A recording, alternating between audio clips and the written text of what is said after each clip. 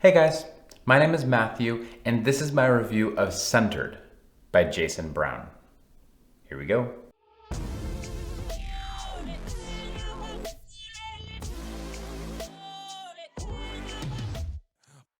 Centered is a memoir by Jason Brown, who you may know from the NFL. He had a pretty good career, and he gave all that up to go be a farmer. Really, Centered is a memoir that talks about the way that faith runs through Jason Brown's life, what led him up to being in the NFL, and then what led him to drop out of the NFL as well. Thank you so much to Waterbrook and Multnomah for the advanced copy of this book. In this review, I'm going to be listing some of my observations of the book, some of the things that I loved the most in the first kind of section, and then going down through a couple things that I didn't like as much. At the end of that, I'll be giving my recommendation. Who is this book for? Who should pick it up and read it? To start with, I think the story is really compelling. His memoir is excellent because he has a lot of interesting and compelling elements to his life. Obviously, the big one is that he quit the NFL to go be a farmer because he heard God talk to him. That is a huge and compelling piece of the story, and it drives a lot of the story forward. One thing I really liked about this book is how it was centered on Christ, and it did a really good job of integrating the Bible into the story. I've seen it a lot of times where the Bible is kind of pushed into the story and there's like sections of scripture, but it feels like it's disjointed. The way that Jason Brown kind of integrated these elements was really, really excellent. It's really easy to read through the scriptures and see how they actually relate really well to the story. It's really seamless in that way. I also appreciated how easy this memoir was to read. Jason has a really great voice for writing, and I really appreciated the way that the story kind of came together. It's also a relatively short read, which is helpful for people who don't necessarily love reading really long novels. Throughout the whole book, I really found that he was encouraging and uplifting. He had very little that was negative to say, and that was really nice. It's a change of pace, actually, because so much of what people write about seems to be negative in some way. It's about tearing someone down or dropping someone else for their choices. And even when people made choices that were much different than his, he still wasn't bashing them in any way. It was very uplifting. I will also say there's a lot of emotional kind of sections to this book. Maybe not a lot, there are a couple in particular, and it piqued my emotions a little bit, made me feel some of the feels. I liked that about this book. The way that it did that was really, really well done. That being said, it wasn't all just feel-good stuff the whole time, and I think it'd be easy to think of this book and think this is probably an NFL star trying to show how he's all that in a bag of chips. He's really mixed a lot of the good parts of his life and the things that have gone really well in with some of the more negative aspects of his life as well.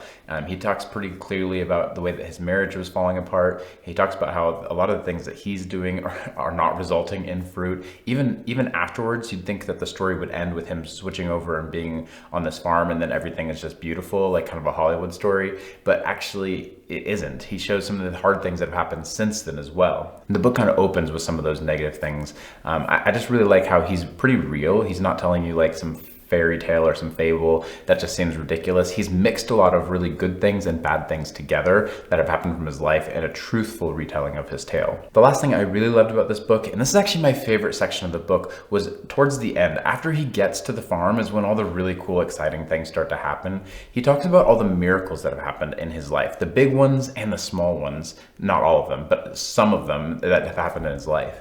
And I really, really loved those. I loved those kind of tales of, hey, this is a time when it just wasn't gonna happen unless God intervened, and then God steps in and intervenes.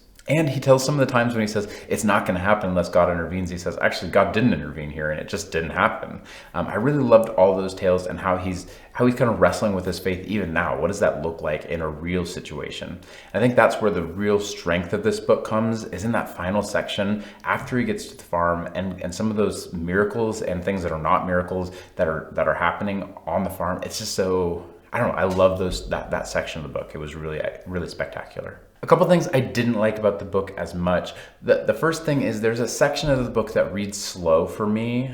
It's probably 15% of the book or so in the first half. It was just kind of, it was some of his history stuff before he gets to the NFL, and a lot of that, like I said, it was just a slow kind of part of the read. I'm not sure there was much to do about it because there were some important bits of information in there, but it did just feel slow. The other thing was, I think the book could have used a little bit more editing. There weren't any like grammatical errors or necessarily spelling issues, things like that. But there were a couple of sentences that just read a little bit clunky to me. They were almost like the way he would have said it, and it's just written out the way he would have said it, but it doesn't copy over perfectly into reading. I think a really good editor could have gone through and just cleaned up a few instances like that. Nothing major there. It doesn't detract from the reading, but just something that I noticed. Before I give you my recommendation for this book, I do just want to point to the description below. It has an Amazon affiliate link in it, and that really helps out the channel. If you decide to buy this book, we'd really appreciate it if you use that link. Now, for who I recommend this book for, I actually recommend this book for anyone who has a desire to see how God can work in their life today. I really loved the way that Jason described his relationship with the Lord, especially the ending of the book. Kind of the last half of the book in particular starts to show a really vivid and growing and maturing relationship with Christ, and how he's talking to Jesus and how he's seeing God work in his life. And I think that it paints a really realistic picture of how God can actually work in your life today. Now, whether you're a Christian and you're wanting to kind of take that next step and say, man, I really want to see God to be more active in my life, how does that happen? Or if you're a non-Christian, you're saying, hey, what does it actually look like? What are these Christians talking about? They're kind of crazy and they're doing weird stuff. What does the relationship look like? Jason does a really good job of describing the relationship between man and God. What does it look like to actually live in that kind of tension and that balance? This has been my review of Centered by Jason Brown. If you've enjoyed this review, please feel free to like, subscribe, and like I said before, grab that affiliate link in the description. It really helps out the channel a lot. Thank you guys so much for watching, and as always, stay safe out there.